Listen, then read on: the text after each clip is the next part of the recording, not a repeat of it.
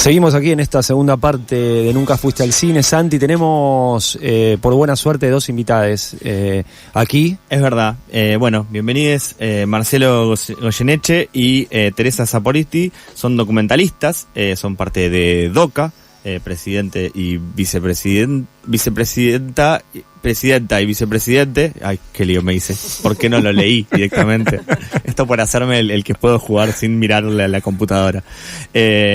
Autoridades, en este momento, elegidas por sus compañeros y compañeras para hablar del cine en nuestro país, en este en particular.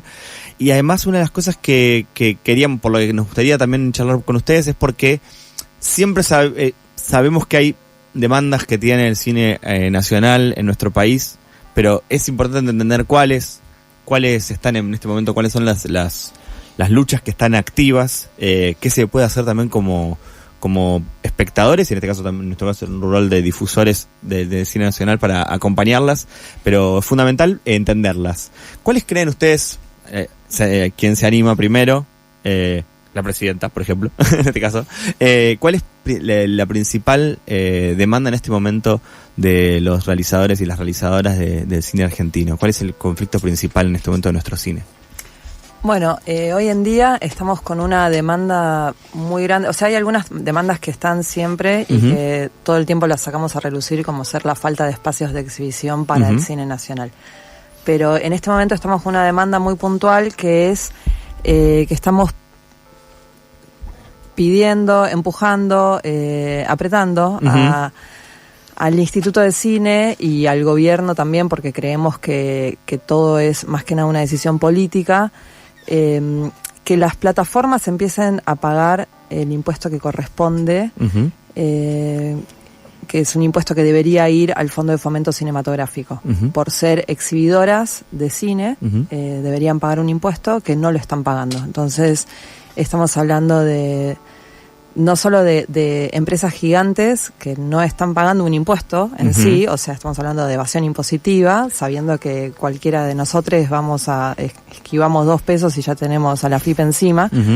Y además estamos, con la exigencia de que esos impuestos que tienen que ir al Fondo Cinematográfico, y ahí es donde decimos que el Instituto de Cine, que el Ministerio de Cultura y que el gobierno tomen todas las acciones y las medidas necesarias para que esto empiece a ocurrir, más que nada en una situación donde los fondos del instituto están realmente en una situación muy complicada, porque si bien el Instituto de Cine recibe unos fondos fijos, digamos, ¿no?, que tienen que ver con un impuesto a la entrada del cine, una parte que les llega por ENACOM, justo hoy me dijeron que había habido una persona en TN hablando de que, que en realidad la cantidad de gente que estuvo yendo a las salas aumentó un 40% respecto del año pasado.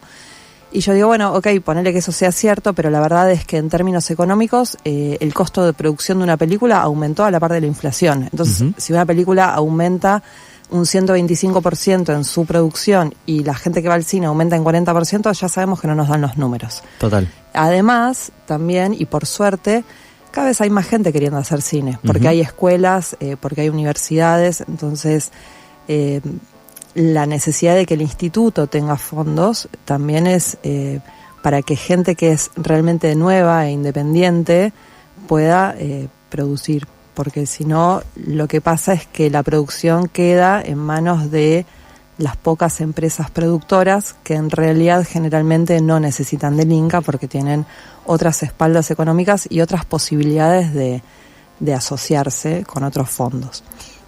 2 cositas. Estamos hablando con Teresa Saporiti, presidenta de DOCA, documentalistas argentinos. Hay algo que justo hace un ratito hablábamos también de esto, ¿no? De cómo fue un mes récord de asistencia al público a las salas, y que eso obviamente es una parte nada más de los fondos que van al Inca. Hace unos días se empezó a circular que Netflix se había registrado para pagar los impuestos correspondientes como exhibidor, lo cual sería una noticia importante para el sector. Pero una de las cosas que también veníamos pensando es esta idea de las plataformas y el rol que pueden jugar, en este caso para, por ejemplo, promover la producción, pero por otro lado también algo que en el programa solemos ver con mucha cautela es que el poco espacio para exhibir. en ese caso también las producciones que se hacen, porque efectivamente se produce un montón de cine argentino. Marcelo, te sumo también ahí al micrófono en este caso, porque ¿cómo la ves vos? ¿Qué pasa con las películas que efectivamente se logran producir? Perdón, yo puedo decir algo antes de que pasemos al tema de la exhibición, porque me parece importante esto que acabas de decir, que Netflix se anotó en el registro. El Instituto de Cine tiene un registro público de la actividad audiovisual, donde cualquier persona, ya sea una persona física o jurídica que hace cine o que exhibe cine o distribuye cine, tiene que estar anotada. Para que Netflix pueda, efectivamente, para que los impuestos que pueda pagar Netflix, como cualquier otra plataforma, puedan efectivamente ir al Inca, tienen que estar anotados en este registro. Lo que quería decir es que Netflix no se anotó. A Netflix la anotaron, que es diferente. Bien. El Inca está haciendo una inscripción de oficio porque las plataformas no se quieren anotar por propia voluntad. Bien. Y lo que salió hace un par de días es que el Inca finalmente había hecho un registro de oficio, pero de una subsidiaria de Netflix, que también funciona como con varias capas de empresas que son todas como un poco fantasmas. Y todavía tendría que anotar a otra más para que efectivamente ahí la AFIP pueda ver si Netflix paga por propia voluntad o la tienen que intimar o que empiece como todo otro proceso. Pero perdón, lo quería aclarar porque buenísimo. Si no parece como que Netflix golpeó la puerta del Inca y dijo, che, yo me quiero anotar, y eso y también incluso pensando en muchas de las cosas que conversamos acá, es si capaz podríamos anotarlo como una victoria de que se dio ante, evidentemente, este reclamo que ya es ostensible, y bueno, evidentemente Netflix se dio cuenta que tenía que hacer las cosas bien y empezó a hacer las cosas bien, y otra cosa es que lo hayan conminado por parte del instituto, lo cual volvemos otra vez a la voluntad política de que eso avance. Y la otra parte que también tiene que ver con esto, y después retomamos si querés lo de la exhibición y lo que si efectivamente también se produce, es que hay también en una discusión en un año electoral y demás, en esta idea de un impuesto al cine, suena para un montón de sectores bastante conservadores y retrógrados, esta idea de, bueno, esa plata tendría que ir a otro lado, y en realidad es muchas veces plata que tiene que ver con la propia industria de la que estamos hablando, ¿no? No es que estamos diciendo, bueno, el impuesto, no sé, a la soja tiene que financiar el cine. Es el cine siendo solidario con el propio cine, ¿no? Un poco de eso. Por si querés redondeamos este tema antes de meternos a la exhibición. No, a ver, para mí acá lo que está bueno explicarle a la gente, más allá de los tecnicismos y de las leyes, es que nosotros lo que estamos reclamando es que el Estado cumpla el rol protector de la cultura. Exacto. Entonces, englobando toda la situación, porque no es solamente el cine, es el tema de la soberanía. En nuestro caso, la soberanía cultural, la soberanía audiovisual. Por supuesto que en un año de campaña enseguida salen los eslogan y te dicen, no, pero ¿cómo? Me quieren cobrar a mí el impuesto, qué sé yo.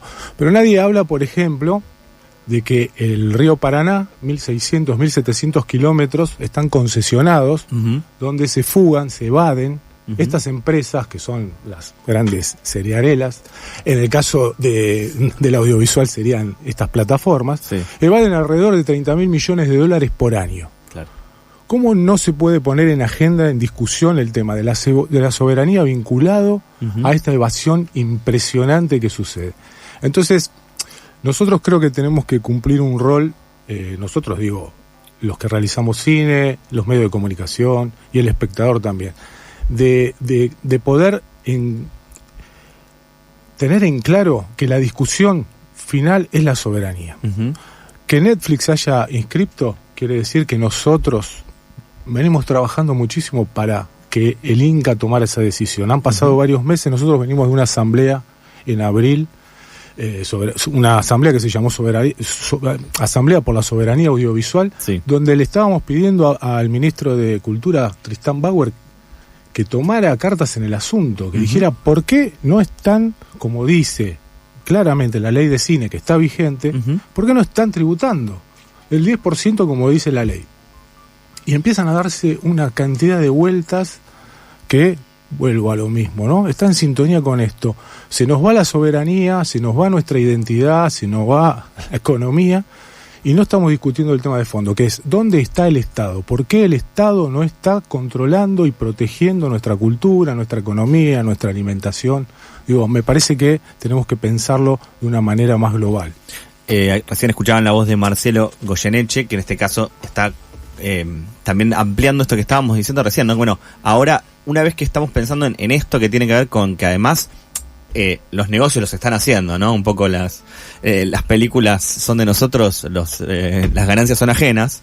Y hay algo de qué pasa también con las producciones que efectivamente se logran hacer, porque también hay un montón de trabajo, especialmente en el cine nacional, que lo que después empieza a pasar que es hay un gran embudo que es a dónde lo podés ver, ¿no? ¿Qué pasa con las pantallas y qué pasa con estas propias plataformas que tampoco tienen una cuota asignada para poder mostrar lo que porque vienen a hacer negocios acá, digamos, claramente no es que no les interesa el público argentino, ¿no? Entonces digo, ¿qué pasa con eso? Con la exhibición de lo que efectivamente se logra producir en este suelo. Es que está en sintonía con lo que estamos hablando, digamos. Desde el año 94 que está la ley de cine, estipula una cuota de pantalla. Sí. En ese momento para las televisoras privadas, para los cines privados, ahora también tendría que ser para las plataformas. Digamos, es un tema político, no es un tema legal. La ley está, la ley es muy clara. Sí. Podemos debatir algunas interpretaciones, pero claramente dice lo que hay que hacer, lo que el Estado tiene que hacer con el cine en argentino y cómo protegerlo y cómo exhibir y difundirlo lo más posible. Ahora, cuando los cines no proyectan nuestras películas, cuando no conseguimos una sala, salvo el Gomón, para poder pasar nuestro cine, ahí volvemos de nuevo al mismo problema, y entonces no están cumpliendo. ¿Por qué no cumplen?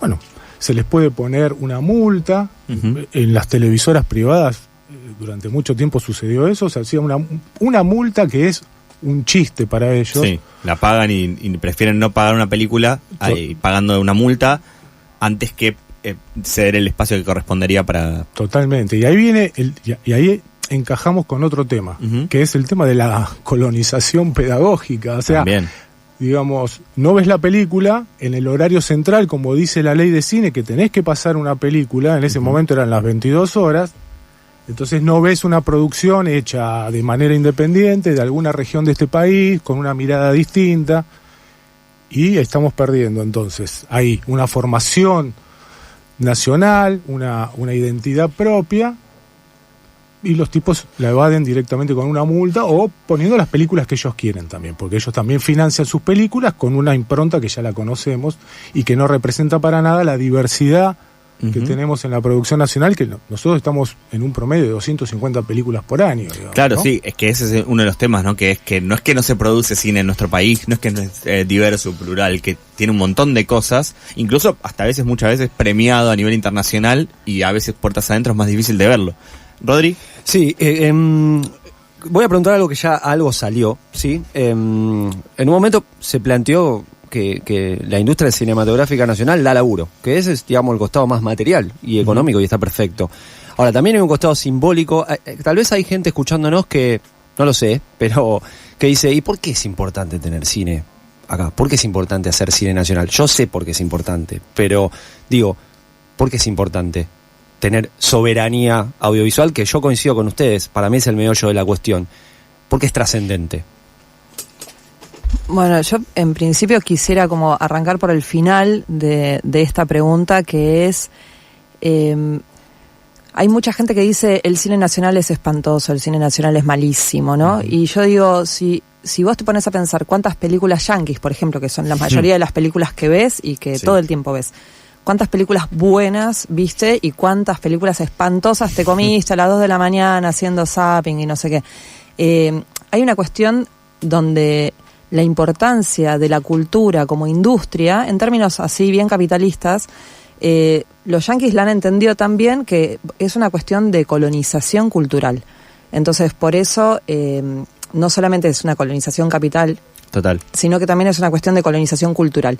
Y lo ves todo el tiempo en la forma en que la gente ya empieza a usar palabras extranjeras para desde poner sale en vez de liquidación en una vidriera, festejar Halloween, y la forma en la que nos vestimos y la forma en la que cantamos y la que bailamos y etcétera, y lo que comemos y etcétera, etcétera. Eso es algo que entra muy fácilmente en la forma audiovisual, porque es una forma que es muy fácil de consumir. Tal vez leer un libro es más difícil porque es más tiempo, tenés que tener el recurso para ir a comprarlo, pero lo audiovisual es algo que es muy sencillo de consumir. Entonces, y ahí vuelvo a, ¿por qué es importante? Bueno, justamente porque es poner todo el tiempo sobre la mesa nuestra cultura, nuestra forma de contar las historias, con nuestro propio vocabulario, con nuestra propia melodrama, con nuestra propia historia, con lo que nos atraviesa como país, por así decirlo, contar la historia de Maradona, de Eva, de Fito Páez, sin que haya una persona del otro lado del continente viendo el guión y diciendo si esto va a ser mainstream o no. Uh-huh. O sea, sin estar pensando si el color de la piel de las personas que actúan coincide con el estereotipo ya formado que hay en el mundo sobre lo que debería ser una persona que vende drogas, no sé, o sea, como... Uh-huh. Y además tiene que ver con esto, con nuestra propia historia. ¿Qué va a ser de nuestro propio relato dentro de 30, 40, 50 años? Ya sin pensarlo ni siquiera en el aquí y ahora, porque uh-huh. hay muchísimas películas documentales más que nada que se ven en muchísimos circuitos alternativos que no tienen que ver con salas comerciales, y ahí es donde también dicen el cine nacional no lo ve nadie, ¿no? Uh-huh. Lo ve un montón de gente, pero muchas veces se ve en escuelas, se ven en centros culturales, se hacen charlas, debates, se ven en incluso centros de jubilados y pensionados. O sea, hay todo un público y hay toda una gente a la cual le llegan nuestras producciones, y nuestras producciones contadas con nuestras propias emociones incluso. Son todo lo que van a formar parte de un acervo cultural. Sí, también escuchábamos recién a Teresa Saporiti, que estábamos hablando en este caso de los temas, las historias, las cuestiones que tienen que ver con nuestra propia identidad como nación, y que además me aventuro quizás a plantearlo como para ponerlo en la mesa, ¿no? Digo, si uno no ve lo suficiente, tampoco puede formarse como espectador sobre esas estéticas o esas narrativas. Digo, también por eso digo que me parece como muy llamativo. Cada tanto aparece esto de no miro cine argentino, pero la de Franchella la miro, ¿no? Si ya está procesado por el tamiz de la industria, digo. No miro cine argentino, pero es una mierda. Pero claro, entonces ¿cómo sabés? ¿No? ¿Cómo sabés? Y cada tanto nos pasa, digo, hace poquito tiempo estuvo el Bafisi en la ciudad de Buenos Aires, está también el Festival de Cine de Mar del Plata, digo, hay una vida cultural increíble también a nivel de festivales en distintas ciudades del país. Pero bueno, una de las cosas que solemos preguntarnos acá también tiene que ver con qué pasa con la sala fuera de la ciudad de Buenos Aires, porque claramente en la ciudad de Buenos Aires hay un montón de otros espacios incluso para ver. Hablamos mucho acá sobre ciclos que hay, no sé, desde la sala Lugones hasta ahora en la sala que hay en el Cultural Kirchner, etcétera, pero ni hablar del Gaumont, ¿no? Pero digo, las salas comerciales, que son un montón, no tienen ese espacio capaz para poder verlo.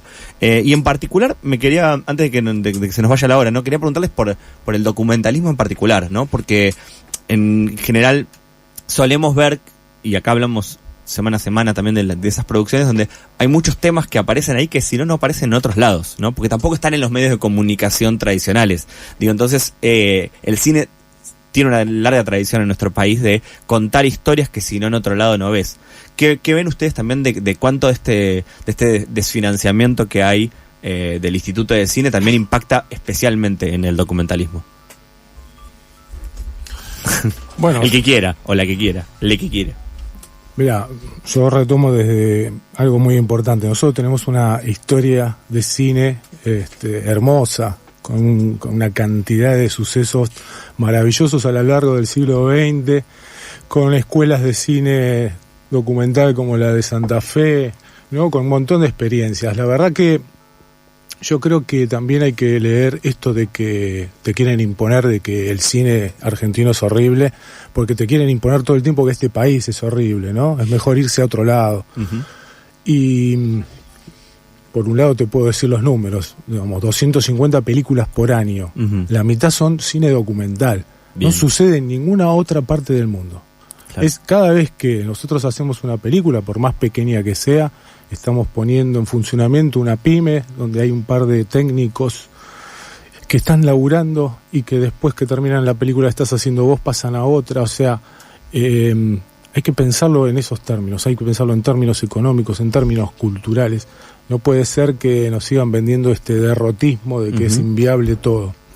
Pero la realidad es que nosotros, como bien dicen, somos documentalistas y nos gusta estar en la calle y nos gusta estar peleando, porque de hecho si no nos hubiésemos tomado estas banderas. En el año 2007, por ejemplo, no hubiésemos conseguido la Vía Digital, que es uno de los fondos de fomento para el cine documental más importantes, donde hoy tenés un catálogo de cine argentino de más de 1.500 películas que forman parte del acervo cultural de este país. Cuando dentro de 30 o 40 años vayas a buscar qué pasaba con tal cosa, antes tenías un libro quizás, alguna investigación, hoy también tenés una película.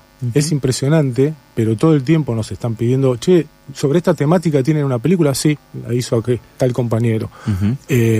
Y abre las puertas al debate, y abre las puertas al relato oral, y abre las puertas a esto, a resignificar nuestra propia historia. Así que el cine documental está siempre en un lugar de resistencia, vamos a estar siempre luchando, somos como el primo pobre de esta industria audiovisual, pero estamos orgullosos de lo que hacemos. Así que, nada, es difícil, pero acá vamos a estar. Nosotros creemos en este país y creemos en la gente y creemos en nuestras películas también.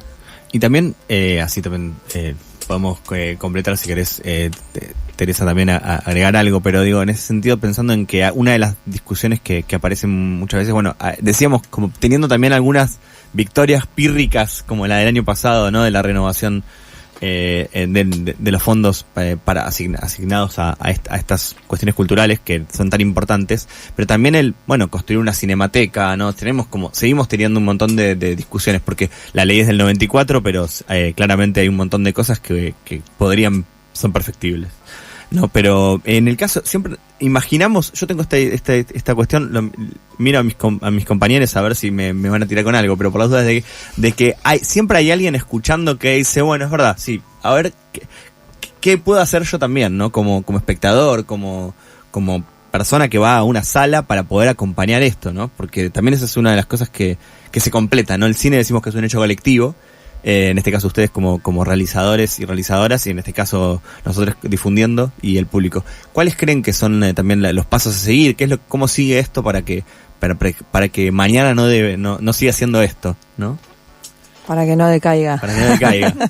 Y yo creo que la mejor forma de desterrar, no se va a desterrar, pero de minimizar un poco esta idea de que el cine argentino es malo o el cine argentino no lo ve nadie, es en principio yendo a ver cine argentino. Bien. Esa es como la primera instancia. Tenemos, sí, en Buenos Aires, es verdad, más espacios y más circuitos que en el resto del país.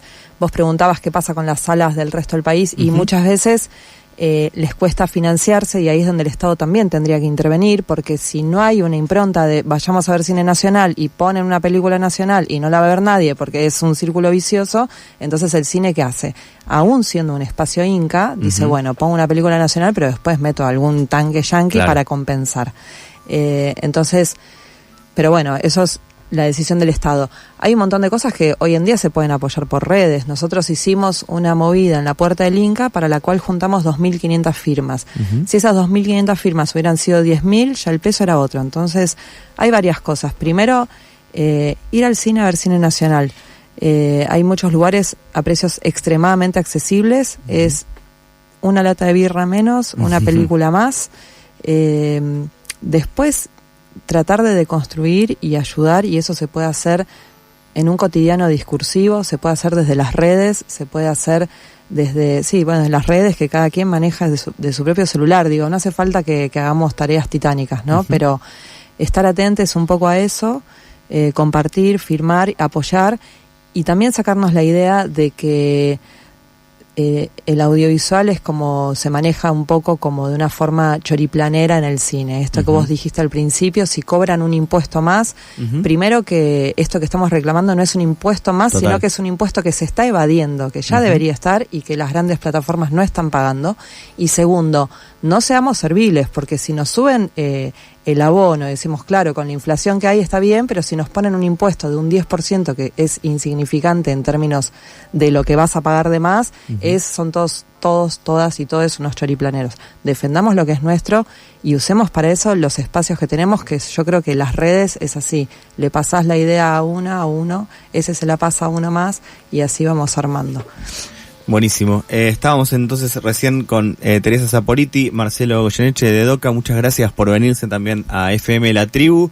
Se nos está yendo el programa, Rodri, nos tenemos que ir. Sí. Sí, Blas me hace señas, hace su saludo de jazz, que en realidad significa que se está despidiendo. Y nos vamos a ir entonces escuchando Heart of Gas. Gracias por venir. Obviamente que seguimos atentos también en las redes y en el newsletter semanal de Nunca Fuiste al Cine. Nos pueden encontrar en @nuncafuiste. Gracias, Manupa, por la paciencia de cada sábado. Rodri, Pau, Blas, nos encontramos el próximo sábado a las 14. Nunca Fuiste al Cine.